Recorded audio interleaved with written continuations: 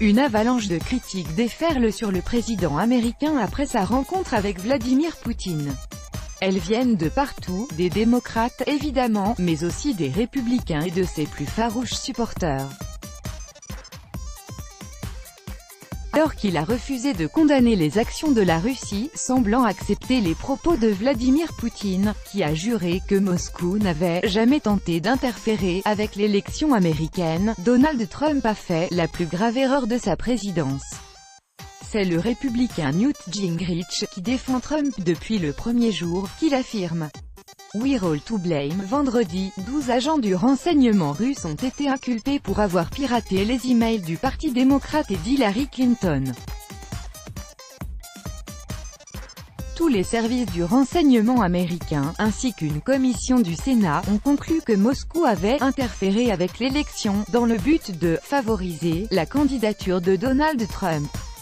Alors qu'un journaliste lui demandait s'il tenait la Russie responsable, Donald Trump a esquivé, répondant « We're all to blame, nous avons tout notre part de responsabilité ». Il a préféré attaquer l'enquête du procureur spécial sur les soupçons de collusion entre son équipe de campagne et la Russie qui est « un désastre pour nos pays » et creuse un fossé avec la Russie. Presse. Trump says he holds both countries responsible for the decline of US-Russia relations. He thinks that we've both been foolish. The probe is a disaster for our country. He thinks it kept us apart, it kept us separated.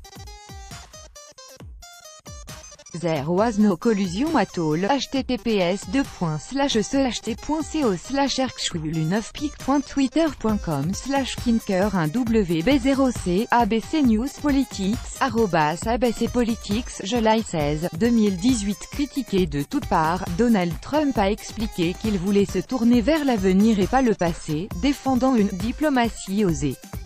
Une honte. Aux États-Unis, l'attitude du président américain, qui a désavoué les conclusions de ses propres services de renseignement sur la scène internationale, passe mal. Le président Trump a raté une occasion de tenir la Russie clairement responsable et de lancer un avertissement ferme au sujet des prochains scrutins, a regretté le sénateur républicain Lindsey Graham. Jeff Flake, qui critique souvent Donald Trump, a estimé que ses propos étaient une honte. Même son de cloche chez John McCain, qui dénonce « l'une des performances les plus honteuses d'un président américain, de mémoire récente ». Dans l'Ohio, responsable du Parti républicain a démissionné, expliquant qu'il ne pouvait pas continuer en conscience. Selon Mitt Romney, le président américain défie l'histoire et la raison et met en danger notre intégrité nationale. L'ancien élu Newt Gingrich, lui, a demandé à Trump de clarifier sa déclaration, estimant qu'il avait fait la plus grave erreur de sa présidence. President Trump must clarify his statement in Helsinki on our intelligence system and Putin. It is the most serious mistake of his presidency and must be corrected immediately. Newt Gingrich, @Newt Gingrich, July 16, 2018. Trahison. Hillary Clinton, elle, y va de sa métaphore sur la Coupe du Monde et se demande pour quelle équipe joue Trump. Même Arnold Schwarzenegger a réagi en vidéo, haranguant le président américain, c'était gênant. Tu étais à côté de Poutine comme une nouille flasque, comme un fanboy, accuse l'ancien gouverneur californien. President @Real Donald Trump, remember, America First.